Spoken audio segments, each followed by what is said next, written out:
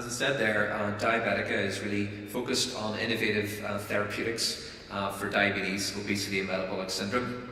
We were formed in 2004 as a spin-out from the University of Ulster in Coleraine, which is basically geographically on the very north coast of Ireland, on the outskirts of Europe. I'm one of the academic co-founders of the company and I act as the Chief Operating Officer. Diabetica is a little bit unique in that it functions as a small focused research company. We have very good relationships with the University of Ulster, who is a major stakeholder in the company, and we use the company as a vehicle for commercialisation of the research that emerges from our world-renowned diabetes research group at Ulster. Last year was very good for us, not only as a company, but also good for us as a university because our Biomedical Sciences Research Institute came out top again in the UK Research Assessment Exercise, which is obviously highly prestigious, and that's the third time running. So it's like academic equivalent of winning the Olympics 3 times, so we're quite proud of that fact as well. Diabetica licensed its first drug to Amylin Pharmaceuticals a few years ago, which is a US-based leader in peptide-based therapeutics. Progress has been steady, and again, Amylin will be taking that through to market for us. We've also had further progress with our second drug, another exciting peptide-based drug, which has received quite wide acclaim. And a number of companies are discussing with us now possible licensing opportunities, which of course is excellent in the given climate. This drug candidate is a blocker or antagonist of a molecule called GIP. And GIP is produced by the gut, the upper part of the gut, the upper part of the small intestine. And interestingly, we had actually been working on this agent for quite some time, but recent studies have shown that when you go through reasonably barbaric bariatric surgery, you actually bypass the part of the gut where the GIP is produced. What happens with bariatric surgery? Well, it's the gold standard treatment worldwide now for obesity, and has also been hailed, and I use the word very advisedly, as a cure for type 2 diabetes. But certainly the experimental work that we've done would clarify the fact that blocking GIP has very dramatic effects on obesity. So we think we may have a pharmaceutical drug-based candidate which could avoid the need for that sort of surgery, which of course is extremely exciting. Over the last year, it's also been exciting because I think a lot of people had thought that we were a little bit mad when we were suggesting this in the first instance, but there's a large amount of data coming out from a whole load of different prestigious groups across the world, which are basically verifying everything that we've found. So obviously that's really good because we've got a very strong patent position in that particular space.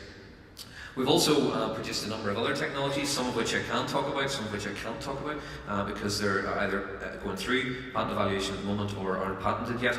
But we have produced one of the world's first cultured clonal human pancreatic beta cells, which can be used as a model of the normal human insulin secreting cell. This is obviously high commercial potential and also research potential with regards to trying to work out the complex mechanisms by which insulin is secreted and also produced. And we have had quite a large interest from industry. We held back for patent reasons and other reasons, but we will be really talking about that internationally soon. And that's something that's also quite exciting. As I said, we've also got a very active pipeline. I can't really talk an awful lot about the pipeline for obvious IP reasons, but we have been reinvesting the money that's coming from milestone payments and also some contract research services that we offer as a company to pharma into the company to try and develop further some of our research, which is a little bit further down the line. I was also asked to mention some of the real world problems that we as a company or companies will actually encounter at the moment. And maybe I'm preempting what Dwayne was going to do, but I think one of our key successes as a company was really the fact that we've been frugal. We've been very, very careful with our money. We've got quite a different model than most other companies that go through quite a number of different VC rounds. We have tried to be as far as possible self-financing and reinvesting all of our money back into the company. But I think one of the company issues that we're always going to face is because we're looking for very different types of deals, maybe very early licensing deals or other propositions, Obviously, we need people that will actually be prepared to take a punt, if you like, on that sort of technology. I think the market is there for sure, and of course there's risks in every type of commercialization, but I guess that's one that is possibly a challenge for us. I think also, just as a university, like all other universities, the challenge is always going to be trying to get the balance between research disclosure through publication, which we need in the UK for research assessment exercise, and these are our metrics that come online, and also obviously wanting to keep the material confidential so that you can get a really good IP position. I think we've managed as a company to do that quite well, but certainly it is a challenge, particularly for some of the young startups. Thank you. Thank you, Neville. Quick question here from, I think Denny Dahl might be the perfect person about the venture capital side and the funding side. You know, how do you deal with a biotech company right now that seems to be having a lot of success but is going through cash? When they're approaching you for funding, what are you looking for in their portfolio? What is it that you're assessing in a situation like these guys? You take it to the Paris Angels. What would you look for in the funding to maybe give them more support or make recommendations to them for the product portfolio?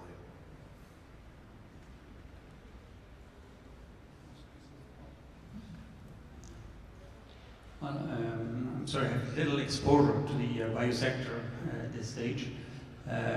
One of the issue of the biosector is that you're in constant fundraising mode, and therefore it could be very time consuming. And what is important is that you must keep a certain level of ownership of the company, and therefore proceed step by step. But other than this, I have little exposure, as mentioned, in this sector.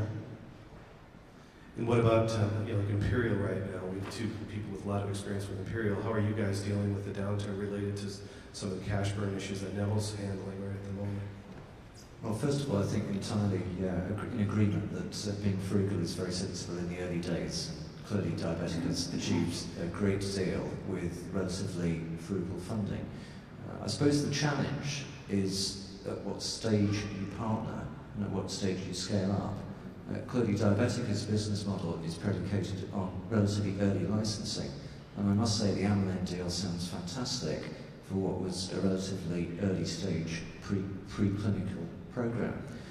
The alternative is to scale the funding up with all the challenges and risks that entails for the founders, and actually take the program further, and specifically with innovations. The parallel example was a company that we formed called the ACES in a very similar space of diabetes and obesity, where the company was funded in conjunction with a couple of other major VCs through to the end of phase 1 studies.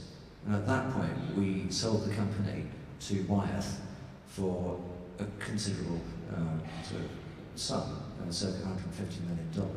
And of course, the risk in partnering at that stage is that you may be leaving value on the table, but of course, you're also saving the very large cost of running phase 2 and phase 3 studies thereafter, plus the regulatory hurdles, which are not only in terms of registering a drug, but actually also getting pricing and reimbursement approval, which is a new hurdle introduced not only by NICE in the UK, but pretty much it's coming everywhere in the world now.